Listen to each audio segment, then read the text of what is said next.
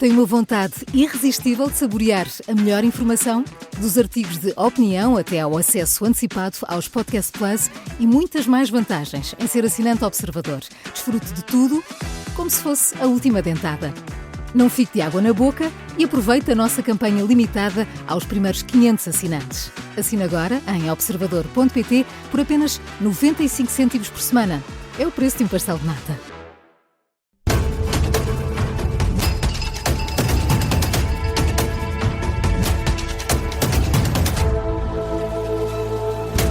Começa agora mais um explicador da Rádio Observadores, esta terça-feira sobre a vantagem de existir ou não uma Comissão Executiva do Serviço Nacional de Saúde. Para isso, convidamos para estarem connosco nas manhãs 360 o antigo Ministro da Saúde do PS, Adalberto Campos Fernandes, e Mário Amorim Lopes, deputado da Iniciativa Liberal.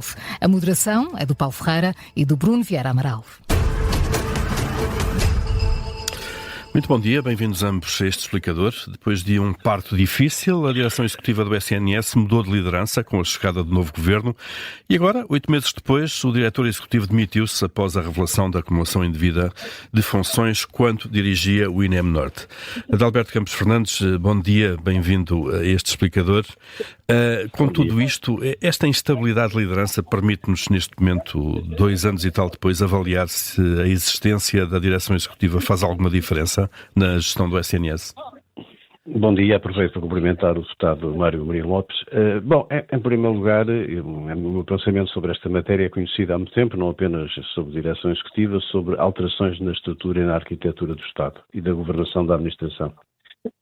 O pecado original talvez tenha sido, no momento em que esta decisão foi tomada, não ter sido feito o devido estudo que avaliasse os impactos, a utilidade e a necessidade. Vocês reparem numa coisa, os ouvintes de certeza que me acompanham nesta reflexão. Nós andamos há quase 2 anos e meio a falar de algo que é uma externalidade, eu diria em certa medida que é uma invenção, e a discutir protagonistas e circunstâncias e pouco ou nada falamos da matéria substantiva que tem que ver com a verdadeira reforma do sistema de saúde, com as questões do acesso, da eficiência e da qualidade. Temos hoje um SNS menos eficiente, com pior acesso e com menos qualidade. E não discutimos as questões de fundo.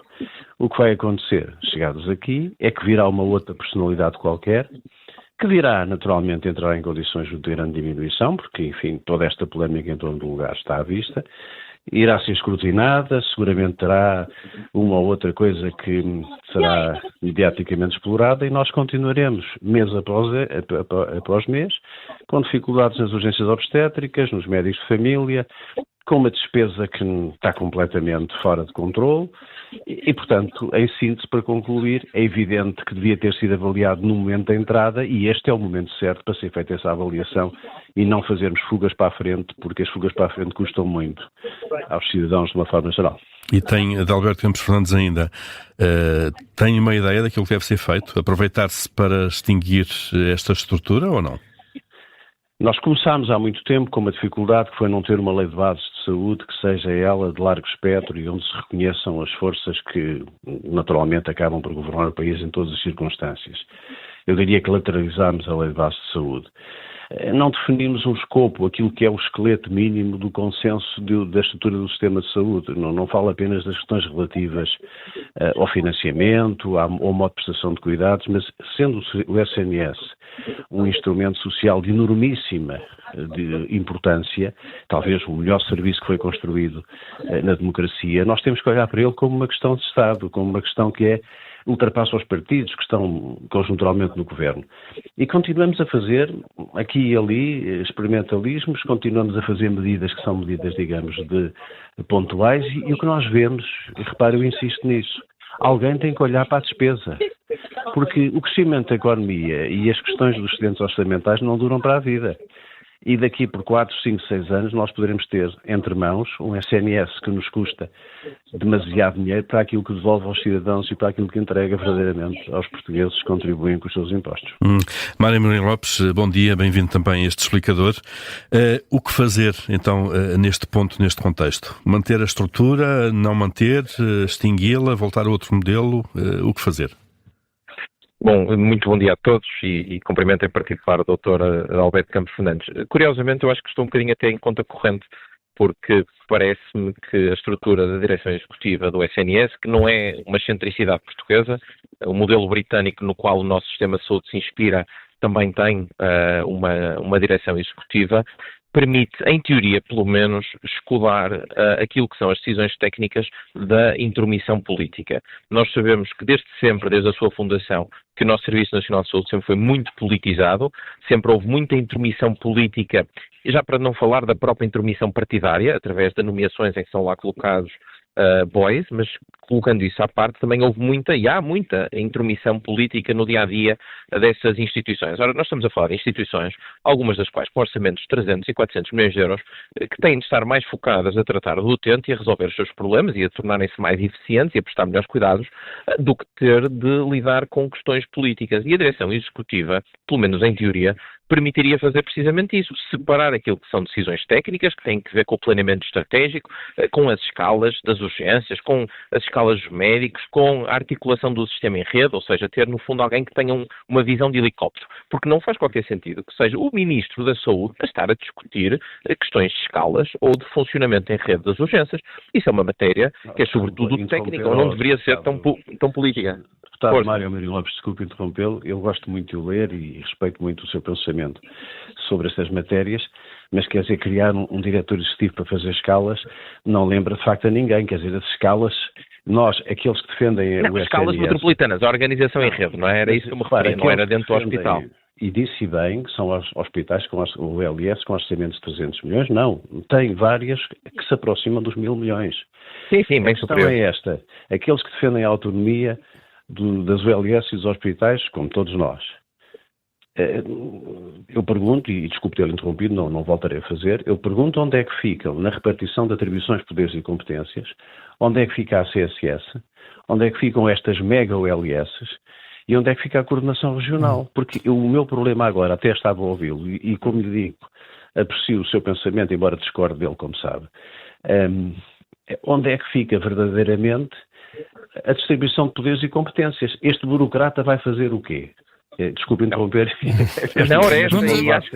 Não, acrescenta aqui, eu acho que acrescenta aqui um ponto. Ou seja, quando se criou esta estrutura, depois não se fez o ajuste devido, por exemplo, aquilo que são as competências da ACSS, que ainda tem uma grande responsabilidade na contratação dos recursos humanos, e portanto, pode ter criado aqui algumas redundâncias.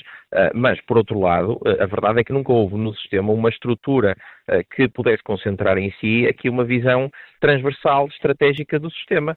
E isso pode ser... Mas essa estrutura não será redundante, Mário Mourinho Lopes, com o próprio Ministério da Saúde? Não acaba por haver aqui uma sobreposição...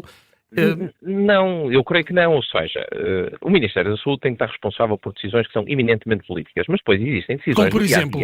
da gestão de decisões políticas, quanto dinheiro vamos alocar, que verba é que temos disponível para fazer um novo investimento, como é que deve ser a organização do próprio sistema de saúde, nomeadamente, por exemplo, o LS. Será que deve haver uma articulação de cuidados primários integrados, usando a figura da ULS, para que haja aqui uma gestão integrada dos cuidados de saúde? Que recursos é que nós temos para alocar ao sistema de saúde? Como é que devemos colaborar entre setor público, setor privado, setor social? Isso são decisões eminentemente políticas, mas depois existem decisões do dia-a-dia, nomeadamente a capacidade de um hospital, por exemplo, decidir o seu nível de investimento e adquirir uma máquina. E isso ainda à data, ainda requer autorizações políticas, mesmo que haja cabimento dentro do orçamento dos hospitais. E, portanto, a direção executiva pode, uma vez mais aqui, em teoria, pode ser usada precisamente para fazer aqui uma separação de águas entre as decisões políticas e as decisões que têm aqui um cunho mais técnico. Agora, a verdade é que este governo comprou um problema, porque havia uma direção executiva em funcionamento, com uma pessoa que é reconhecidamente competente e idónea, à luz de todos, que era o Dr. Fernando Araújo, e o governo decidiu retirar essa pessoa e nomear outra, e portanto, enfim, nem sequer teve aqui algum cuidado que deveria ter tido na nomeação para garantir que também estava a ser substituído por uma pessoa idónea. Portanto, comprou aqui um problema sem qualquer necessidade. Não é? Adalberto Campos Fernandes, esse foi o pecado original do governo, foi aceitar esta estrutura da direção executiva e ao mesmo tempo mudar a liderança? Não, repare, vamos lá ver, a dificuldade que o deputado Mário Mourinho Lopes tem em definir um critério e um perfil e uma descrição de funções para a direção executiva é a dificuldade que o país tem. A questão é que quando foi criada esta figura de subtão, para responder a uma necessidade conjuntural, a figura do protagonista confundiu-se com a própria direção executiva, porque o meu ex-secretário de Estado, Fernando Araújo, que eu conheço muito bem, é talvez das pessoas que em Portugal melhor preparada está para desempenhar qualquer cargo na saúde. Mas eu tenho dito, ele devia ter sido, era ministro. E, portanto, o que aconteceu foi que o ministro Manuel Pizarro, de alguma maneira, se afastou um pouco e se deu-lhe o protagonismo. Inclusive, ele conduziu uma reforma política que tem que ser conduzida pelo ministro, não é por um alto funcionário. E neste caso, a Ministra da Saúde também fica fragilizada, fragilizada desta situação. No Reino Unido. Desculpem, nós não estamos no Reino Unido. Esta coisa de nós acharmos que há aqui uma modernidade, porque vimos uma coisa no estrangeiro e que vamos adaptar, isto não existe. Nós temos em Portugal uma cultura democrática diferente, uma cultura de administração diferente. E o que vai acontecer, eu digo-lhe já, é que quando tivermos um ministro fraco e um diretor executivo forte, vamos estar a discutir quando é que o diretor executivo substitui o ministro. Quando for a inversa, é a inversa. Quando os dois forem fracos, então é o pior de tudo. Portanto, não vale a pena nos concentrarmos no essencial. A decisão sobre equipamentos e a compra de raios-x e de ressonância magnética é uma decisão que pode e deve ser descentralizada para as ULS em sede de contrato de programa. Não é preciso, eu pergunto então, porque é que não se extingue a CSS?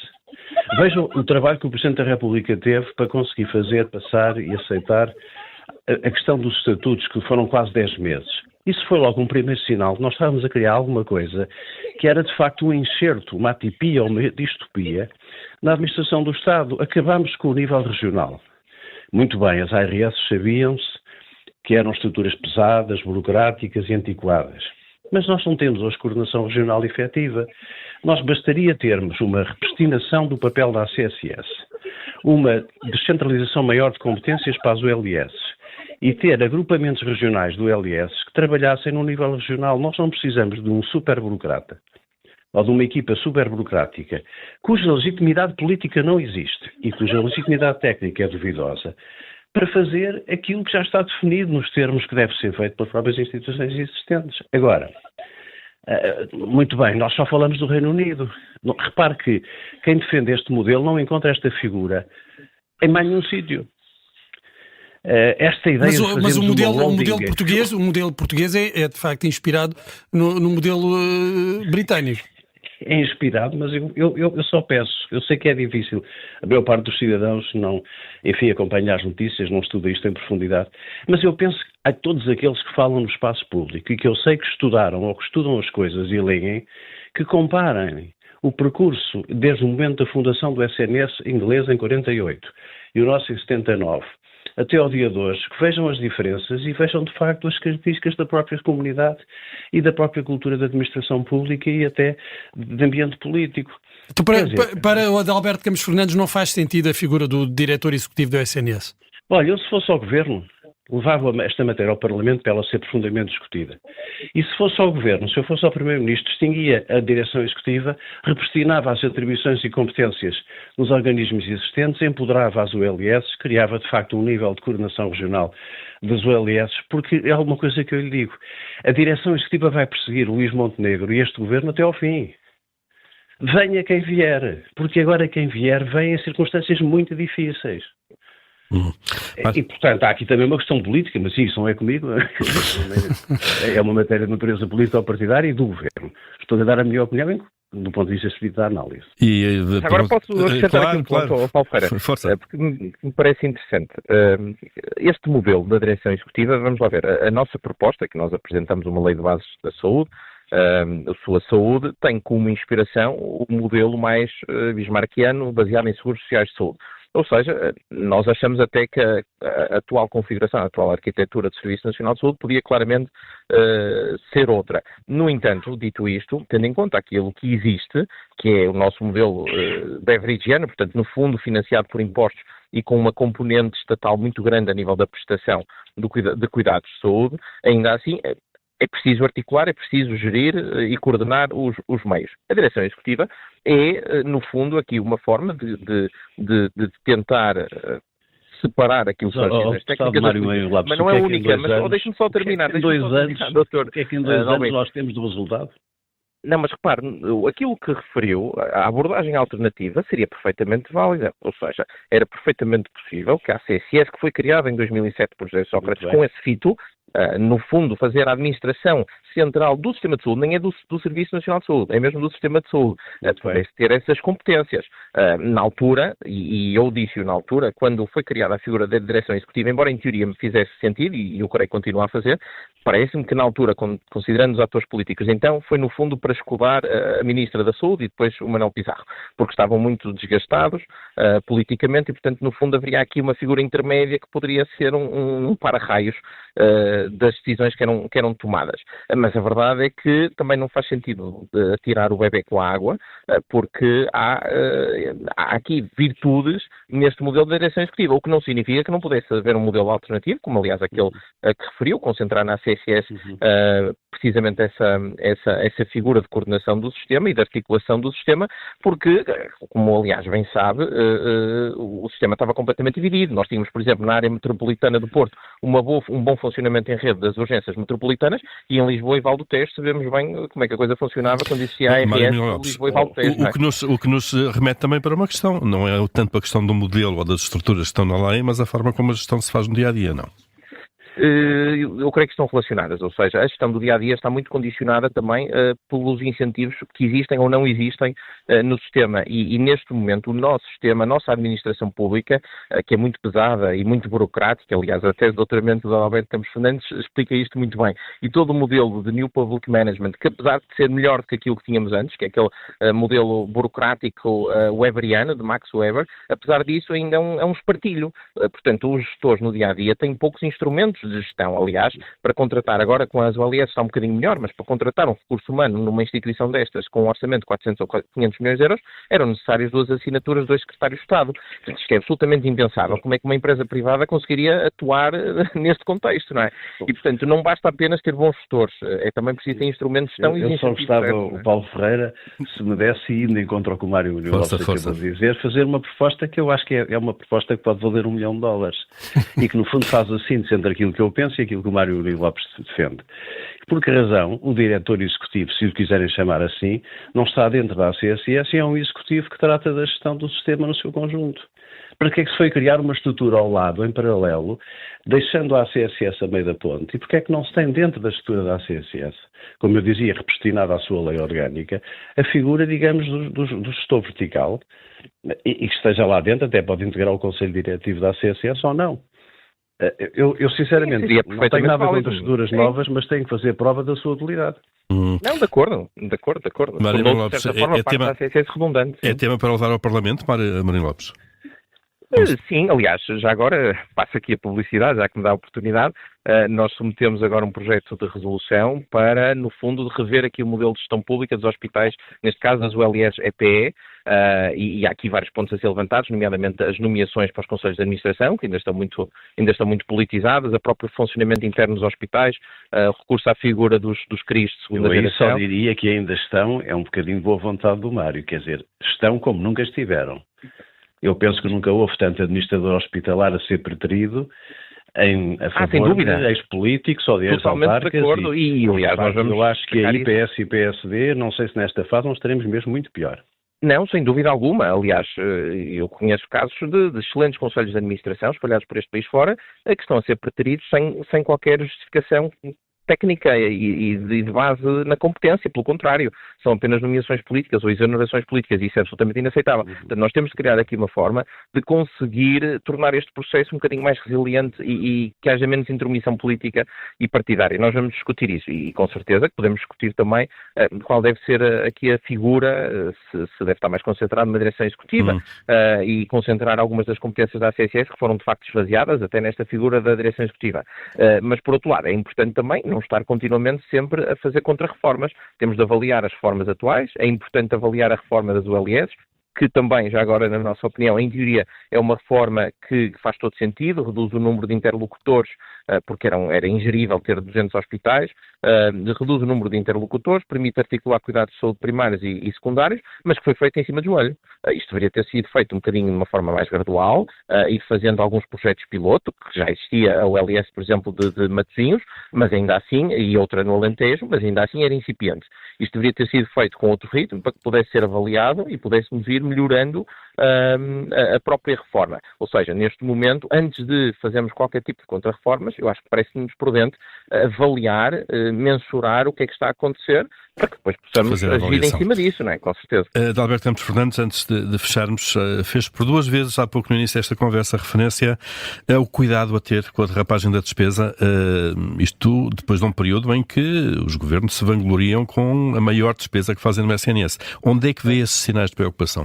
É óbvio, claro que para o cidadão comum isto é menos perceptível, mas nós, quando analisamos a longa série entre 2015, 2014 e o tempo atual, e dando de barato que houve um período de intervenção externa em que a contenção orçamental foi extrema, mas vamos a 2015 para 2025, a despesa duplica. E eu pergunto, não duplicou o acesso, não duplicou a qualidade, não duplicou a cobertura. Nós temos hoje custos unitários que são insuportáveis. E, portanto, eu concordo que não se deve andar a brincar às reformas e às contra-reformas, mas é preciso ter cuidado com o uso das palavras. O que é uma reforma?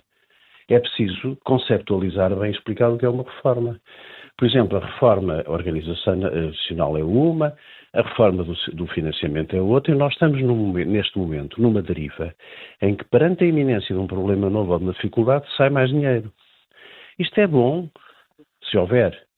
Só não é bom para quem paga impostos e sabe que a redistribuição dos recursos tem que ser equitativa, porque o que está a ser mal gasto na saúde depois faz falta na educação, na segurança, na defesa, etc. E, portanto, este alerta eu vou fazendo sempre. Vejo que há pouca gente a fazê-lo, o Pedro Pita Barros faz, outros fazem, de que é preciso olhar para a qualidade da despesa.